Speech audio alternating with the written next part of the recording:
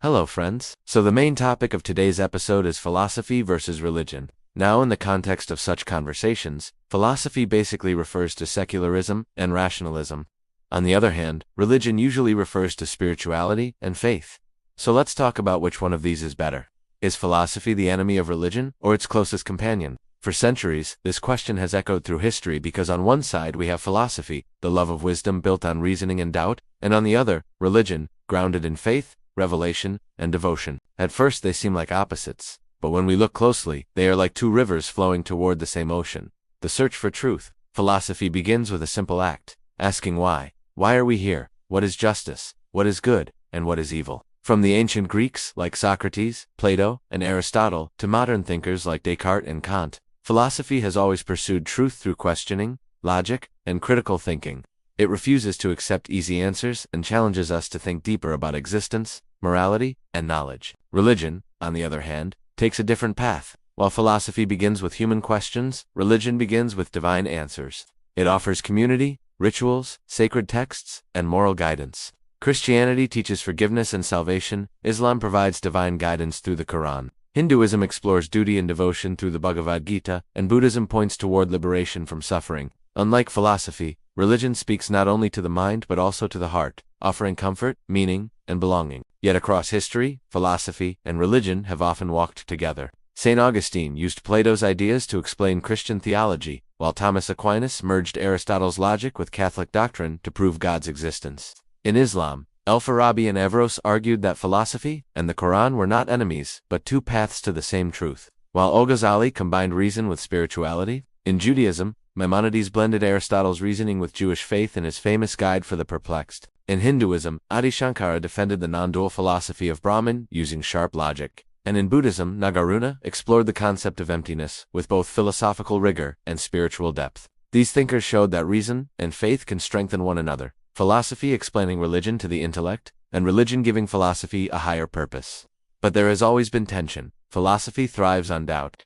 It questions everything, even God. Religion thrives on belief. It asks for trust, devotion, and obedience. This tension led to conflicts. Galileo was punished for using science and reasoning to challenge the Church's view of the universe. Nietzsche famously declared, "God is dead," claiming religion held back human greatness. Karl Marx called religion the opium of the people, a tool used to control societies and keep them passive. Sigmund Freud dismissed religion as an illusion born from human fears, while Bertrand Russell argued, "Morality does not need God," in his essay Why I Am Not a Christian. Jean-Paul Sartre, the existentialist, said humans must create their own meaning without relying on any divine plan. In our own time, Richard Dawkins, in The God Delusion, and Christopher Hitchens, in God Is Not Great, have gone further, claiming that religion is not only unnecessary but even harmful. These voices remind us that philosophy has also challenged religion fiercely, forcing humanity to ask whether faith is a source of light or a source of chains. And yet, the relationship between philosophy and religion remains deeply relevant today. Science and philosophy continue to challenge old assumptions, while billions of people still find hope, identity, and morality in religion. Young people in particular wrestle with the balance. They don't want blind faith, but they also don't want a world of cold logic without meaning. Many ask, can I be spiritual without being religious? Can I believe in God and still think critically? The truth is, philosophy and religion do not have to be enemies. Philosophy sharpens the mind, while religion softens the heart. Together they remind us that wisdom is not complete without both reason and love, both questioning and believing. So, are philosophy and religion opposites? Not exactly. They are two voices in humanity's eternal conversation with truth. Philosophy asks the questions, religion offers the answers, and together, they guide us in our search for meaning.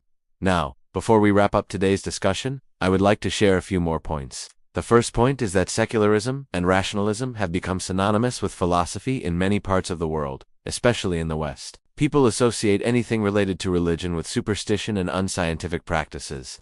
Some might even go as far as to say that anyone who believes in God or spiritual beings is considered irrational and backward. However, reducing philosophy to secularism and rationalism is quite narrow-minded and ignores the richness and diversity of philosophical thought.